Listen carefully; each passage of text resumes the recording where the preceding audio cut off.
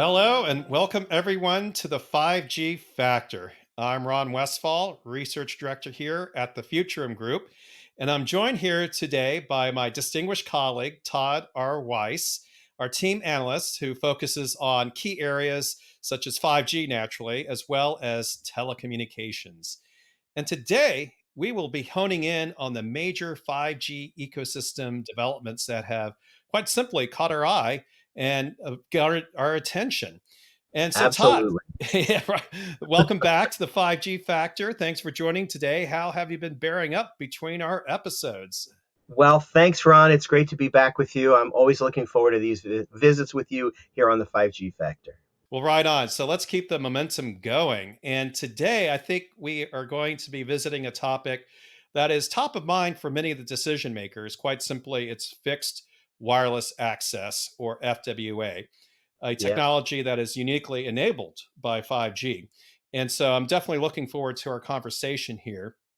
And to provide a level set, let's take a snapshot as to what some of the key 5G FWA numbers are at Q3 2023. So this is a relatively fresh take on fresh data. yeah. And This is a really growing area, so it'll be interesting to see what's happening. well, yes, yeah, I think that's understood. And we'll talk about some of the reasons why it will continue to grow, at least over the next 2 years. But also, we have to look at some of the limitation factors. And so we're definitely going to be diving into that. And Sure. over the past year, as we've seen, both T-Mobile and Verizon here in the US have basically accounted for 101% of the approximately 3.625,000 million net broadband additions in the US. And that data point's coming from LRG. And so as a result, that makes T-Mobile the fastest growing internet provider in the US, a trend that basically started about 2 years ago. And as a result, there is now a lot more ecosystem attention being directed to the FWA space. Combined, T-Mobile and Verizon added about 940,000 FWA internet subscribers in Q3 alone. So these are pretty impressive figures. 940K indicates that we're continuing that growth pattern. It's not just simply a one-off, if you will. And Absolutely. exactly. And so what both T-Mobile and Verizon have managed to do is make FWA-based home internet service a relatively easy installation. And that I think is understood because of the growth numbers, first of all, but also it's addressing, I think, a real market need. And we'll talk a little more about this. First of all, hard to reach remote areas, Oh, yeah. plus digital divide factors and so forth. And I think another important factor, though, is that it's a bundle that is being served to these customers. And that's very important because a majority of these service bundlings are being extended to people who already have the mobile service, the regular smartphone mobile service from Cellular service. Yeah, yeah. exactly from both the operators. And so looking forward a bit more, Verizon's FWA goal is to serve 4 million to 5 million customers by the end of 2025. And so as a result, it's now counting almost 2.7 million FWA customers. So you could see there's ambition here that this is something that is an attainable goal, but it's also robust. And so that's encouraging, I think, for the overall 5G market, at least in the US. But also, I think it's going to help what has been referred to in the past as intermodal competition, more Right. competition between FWA services provided by mobile operators versus, say, cable offerings and various fiber offerings out there. Right. And it's also important to note that 35% of the net additions for Verizon are non residential. And so this is something that is being broadly distributed in a fair amount. So we know that, sure, a consumer in a remote area would be interested in the service. But also, it's important that small businesses are now onboarding onto this. And as we know, even the quality of service requirements can be more stringent for that type of offering. So this is Sure. something that's proving, that FWA has true mettle in terms of meeting subscriber needs, both consumer and a business. And the same thing probably for T-Mobile, although T-Mobile doesn't break out its data in terms of residential business customers at this point. But we can anticipate that hopefully they'll do that perhaps in the future. But also, we know that many of T-Mobile's FWA customers are also small businesses. And initially, people thought, okay, FWA was only a competitive threat to legacy DSL services because, again, it can offer more bandwidth than a legacy DSL service. Right. Plus, it can quite simply reach customers that have not been reached by anything that's post DSL. But as we've seen, based on, say, Recon Analytics data, there's about 12,000 or so FWA customers that within, say, the net additions that we just addressed, certainly on the Verizon side, 18% of them have never had home broadband before.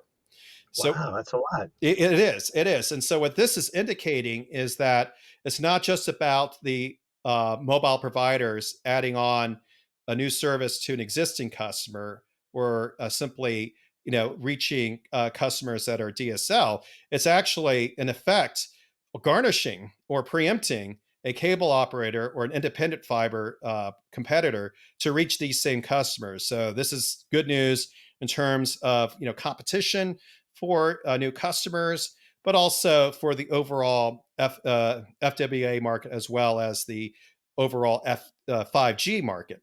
And so, with that, Todd, what from your perspective is standing out about these gains that 5G FWA is making? Well, as we were talking about earlier, the 5G FWA market has been slower in getting deployed and slower in getting picked up by consumers and users, business users, than anybody expected. But it's taken time for people to understand what this is all about and businesses to understand what it's all about. So I think all that makes sense. And Verizon and T-Mobile, they're only about 2 years into this marketplace. Right, So I think that that's part of the reason that we're seeing these numbers growing, but that they haven't boomed. They're also because it's still a small market, 18% pickup. That's not been a lot of churn yet. So we haven't seen right. them going from company to company as we see in so many other parts of the 5G business with smartphones and devices and things. There's always churn. One company's always trying to get the customers of the other, and it goes on and on and on. Notably, I thought AT&T is getting in this game, Right. in addition to T-Mobile and Yes. Verizon. What did we see? We saw they added about 25,000 AT&T Internet Air subscribers in the third quarter of 2023, which, okay, that's a small number, but that's something. It shows something. It's worth observing that T-Mobile, excuse me, it's worth observing that T-Mobile doesn't have the kind of landline operations that the other two have, and Right. AT&T is placing a heavy emphasis on fiber, which it's deploying all over the place. Yes. So clearly, AT&T is diversifying its offerings. It's, I guess you can say, hedging bets a bit, but more importantly, it's just showing that FWA is proving itself, and that is, I think, one motivation for AT&T. I also want to add one thing. It also makes sense because T-Mobile never had a landline business. Both Hmm. AT&T and Verizon did. So they approach it in a different way. They can approach these things in a different way in terms of their landline customers of the past to, do having new offerings for them, things like that. There are still landline customers out there, but even these companies want to bring them into 5G and to mobile, and I mean, I'm sure they'd love to not think about their landline operations at some point. Well, yeah, I think those are valid observations. And for T-Mobile, it's also important to note that it's not a native part of their organic portfolio. Right. However, they are working with resellers to deliver a T-Mobile fiber type service, and they're planning to continue on that path into the foreseeable future. Now, there's always going to be speculation that, okay, T-Mobile will acquire a company that has a sizable fiber footprint, but they're holding off on that so far. and it doesn't look like that's something that's going to happen anytime really soon. But as we know, people are free to speculate, and so we'll Sure. see if something does materialize further out.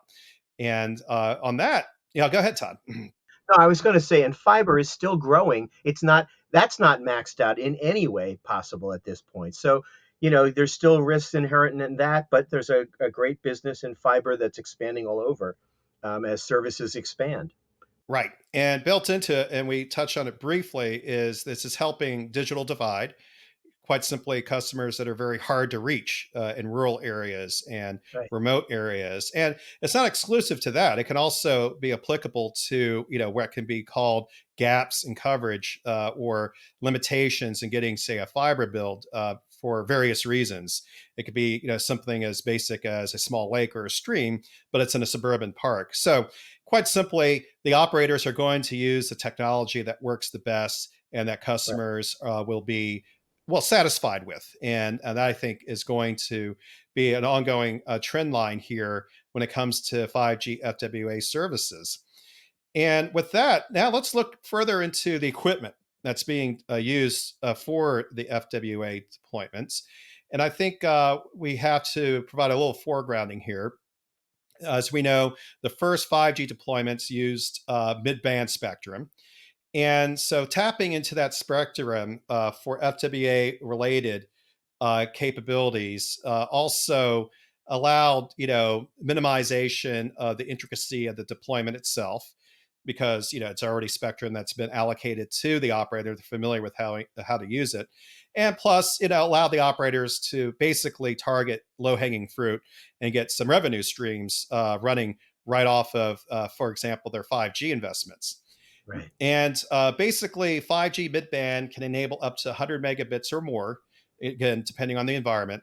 And that is, in today's market, suitable for most applications. And as a result, in fact, according to GSMA intelligence, over 90 fixed broadband service providers across 48 countries have already launched the 5G FWA services. So at least they're dipping their toe into the FWA pool. And we already touched on the US market, which is further along than some other markets. But we'll definitely be revisiting this and seeing, how much progress is being made, certainly across the globe in terms of FWA offerings. And while there's been a good deal of success with the initial FWA deployments, we also have to be aware of some of the concerns that come with the technology, especially as it starts scaling on a more wide basis. And so, for many mobile subscribers, bandwidth intensive applications such as 4K video streaming and cloud gaming are more prevalent on a traditional mobile device. So, as FWA service uptake begins to exceed, say, the top 15% of that pool, user experience can start deteriorating across the board. And given that existing mobile users and FWA subscribers are basically competing for the same limited spectrum and bandwidth resources. So, what does that mean? Well, let's provide solutions that can address this so that there's not any longer the win-win scenario becoming a no-win no-win scenario for both mobile users and FWA users. And as we know, the cable operators are hopping on this to create some FUD about adopting an FWA service. And Let me add something. sure, Let me add something. Two things come to mind. One is that yes, but there's also education that's going to be needed here. right. Nobody knows what FWA is, whether they're business people or consumers. So for the industry to throw around this term means nothing. What they need to do is they need to make it work, make it reliable, make it have capacity in all these cases, and then they'll see it grow when they give it some name or some service or some, it's like fiber is today's cable. Cable was there, wireless was there, fiber is the new super, super fast thing, and that's still coming on. My neighborhood just got it. We're in a rural area. And, they always want to come to the door and say, oh, we'll give you way faster service. It's like, okay, now the next thing is this FWA stuff. It's the next fast thing. It's the next thing to bring service right to you, wherever you are, even if you're in a place that doesn't get great connectivity in other ways. So all of these things, yeah, they come along, but they take some time. They take time for education, they take time for deployment, and then when they gel, boom, it's going to go gangbusters, right? Yes, and I think those are definitely important considerations.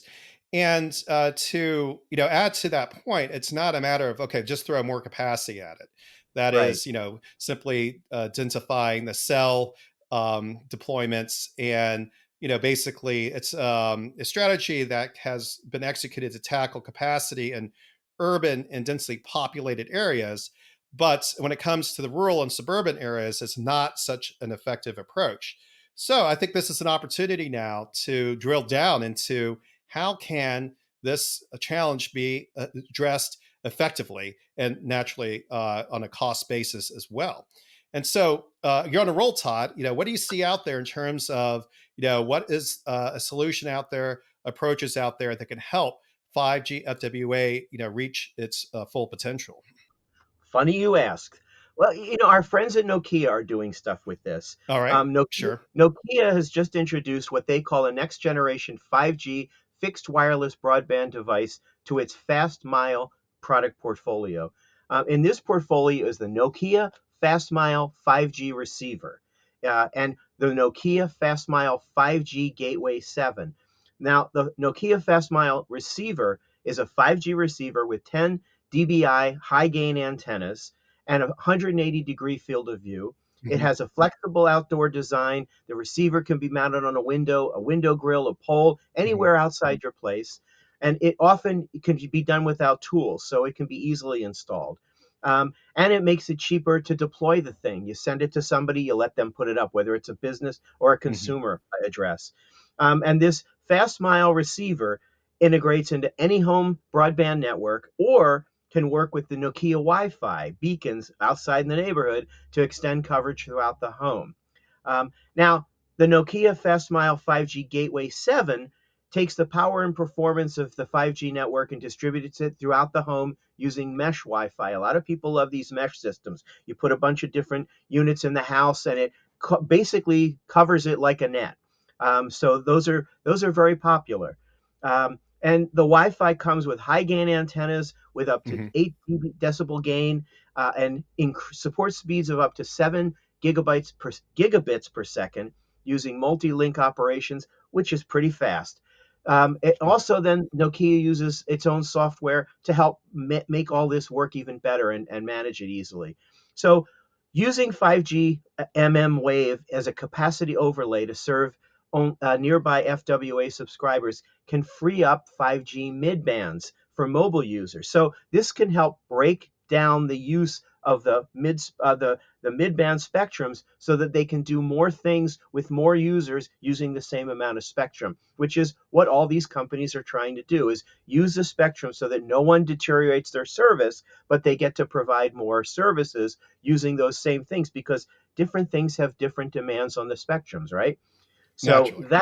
that's an important thing. And this can help in rural areas. Mhm. It can complement satellite. It can do so many different things by using sort of a mishmash of things.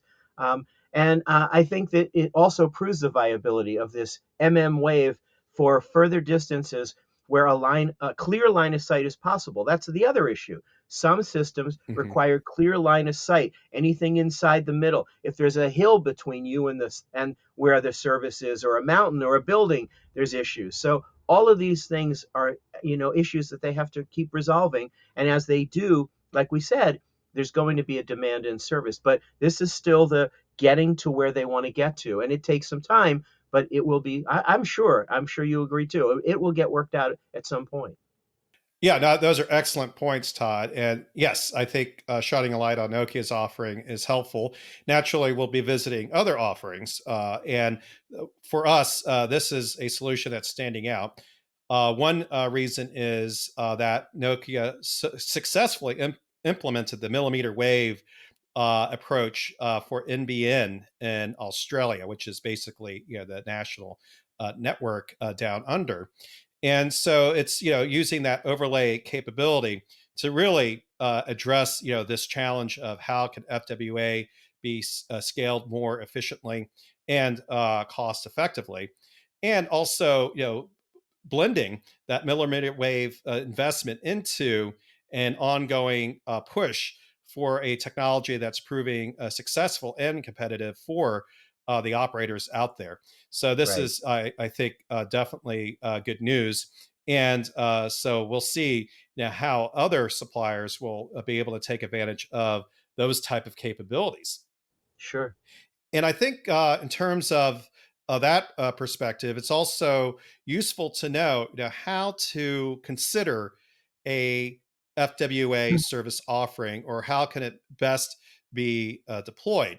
And I think we saw that Ericsson has provided thoughtful advice on how to select or consider deploying an FWA service.